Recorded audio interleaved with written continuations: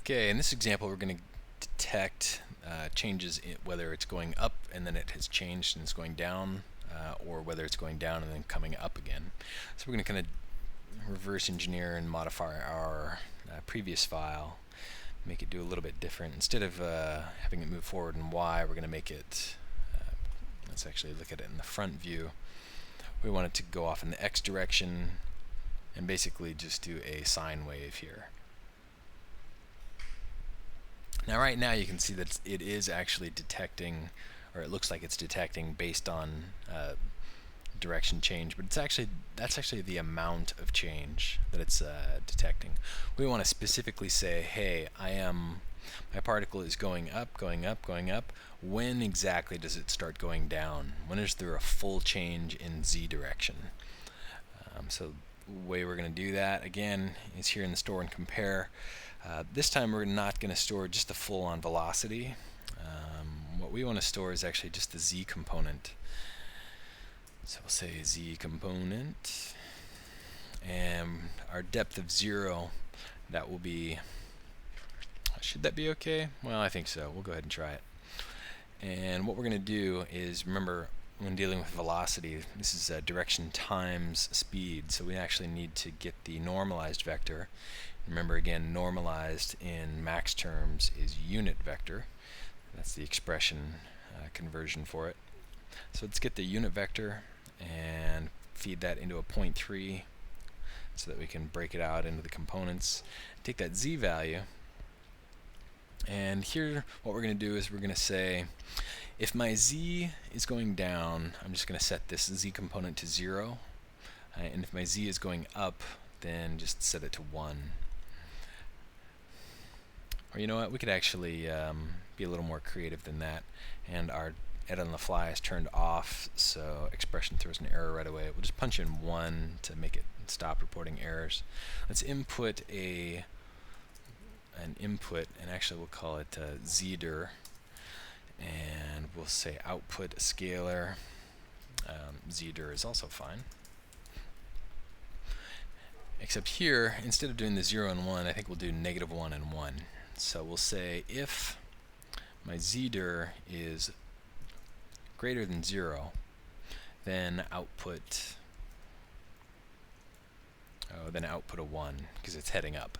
And if it's not heading up, then of course it must be heading down. So that, unless it's going in a straight line, but this is a changing particle, you don't really have to detect for that, although it wouldn't be bad. So we'll just go ahead and say if it is greater than or equals 0, then output a 1, otherwise -1.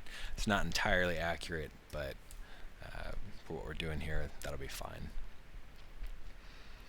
Okay, so we're going to take the Z component, feed that here, store the Z, this direction, which is either going to be a 1 or a -1, depending if it's going up or down. Let's go ahead and see that in action. And let's set our views up here.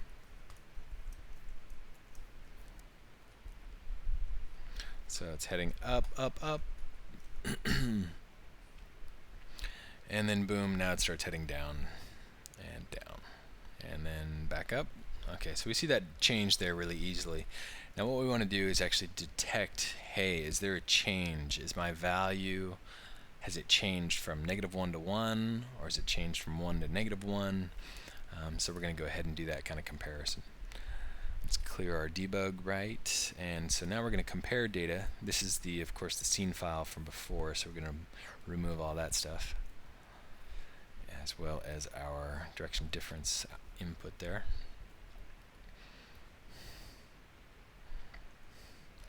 And what we're going to do is we're going to borrow some of the data that we used here. We'll just go ahead and copy that, paste it back in here, take our velocity, and then we're going to pull out the comparison part, which we're going to want to grab our Z component, whatever it was. And it looks like I was totally wrong. We are going to need a depth on this. Actually not. Here, I'll show you a nice little hack. If you've worked yourself into a corner like this, and you're storing a variable, and you only want to check it on the next sample, just store it before, or store that value after you do the comparison. So what'll happen is it evaluates this tree, comes down here, it compares the data. Well, what's it going to compare to? It hasn't stored that value for that current sample yet. So it's actually going to end up storing that value on that sample. It runs through, comes back down, and now when it compares with the zero depth, it's actually comparing against the last value in the last sample. So not a very good hack. It's a lot better to use depth when you can. You get a lot more control that way. And speaking of that, we'll go ahead and just rewire this to stick to good practices. So we'll say, okay, what's my Z direction? And give me a 99 depth Z direction input. Okay, Z direction feeds there.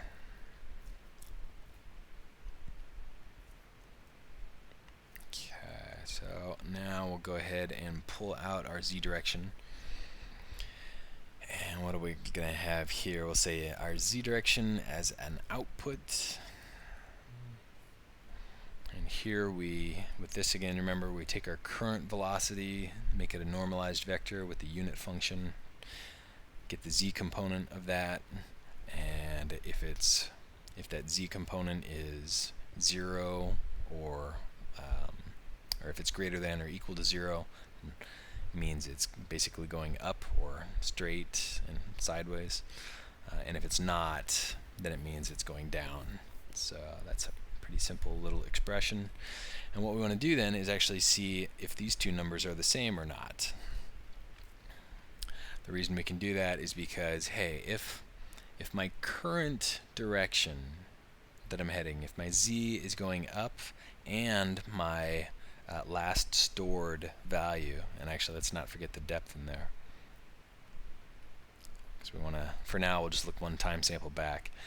If my Z previously was going up and I'm currently going up, then that means they are equal, and if they're equal, then we do not want something to change. So let's go ahead and set up our variable for when things do happen too. Let's say, we'll call it I have changed, and use that as an input. The thing we're going to feed in there when that happens is going to be a Boolean that says I'm true. Okay, and then we're actually also, well, we'll get into that in a second. That's going to bring up an interesting point when we store that. Okay, so first we actually have to compare if these two values are equal. Same thing, we're going to use an expression operator. We've got one built already here in M3D conditions called isEqual. We don't need that float, that's included just in case you need something to compare against. We're just going to go ahead and take this previously stored direction Z component into A and our current Z component direction into B, and this expression says, hey, if A equals B, then output a 1 for a true, or output a 0 for false. So if they are equal, we're getting a 1. Well, that's not really what we want. We want to know, hey, is it different? So of course there's also a different black box for that. Conditions is not equal. So how about that? So if A equals B, then output false. Otherwise output true. So now what'll happen is when my previous direction does not equal my current direction, when they're not equal, then I'm going to output a true, I'm going to store a true value in this variable I have changed. But here's the thing. We're actually going to also want to reset that at some point, so that as soon as they are equal, it does not think that it has changed. In order to do that, again, we're going to need another memory here. And let's turn off debug so we don't get that constant update. We're going to need to control when that happens. We can borrow that Boolean, but turn it off. And we want to store this in the I have changed variable, so we say that. And then when we're going to make that turn on is when it is the opposite of not equal. So when right now we're saying, hey, these directions are not equal, so yeah, something changed. But if they are equal, we'll use that invert function and say, oh, they're equal. Well, then turn off the I have changed variable. Okay, and then let's go ahead and do something with that. Let's same thing. We'll use the create yellow particles. We'll access the I have changed Boolean. Use that as that. We don't really need a threshold for this particular one. We're just going to use that Boolean directly into the position born. And boom. So now what we're getting is when there's a z direction change, that particle is going to go ahead and this rule becomes turns on. Just for that moment, remember, there's a difference. Hey, I was going down or I was going sideways, and now I'm going the other way. I'm going down or up, depending. And so that is going to tell us to store a different value for this I have changed. Okay, let's oh, we could store this as a black box, but this one's really kind of customized for z direction change. You can call it store and compare z direction if you want. We're going to go ahead and leave that in this file. Remember, with any file in TP, anytime there is a dynamic set involved that has the contents of the rules still there, you can go into that file, save that out as a black box, and have everything that was currently present in that dynamic set tree. Just be careful when you do that. Remember the rules for how it's going to generate groups and what the consequences of that are going to be. Okay, so I think this one is all set. Let's go ahead and move on. We'll save this file as medium 12 detecting changes in direction version 2 up versus down.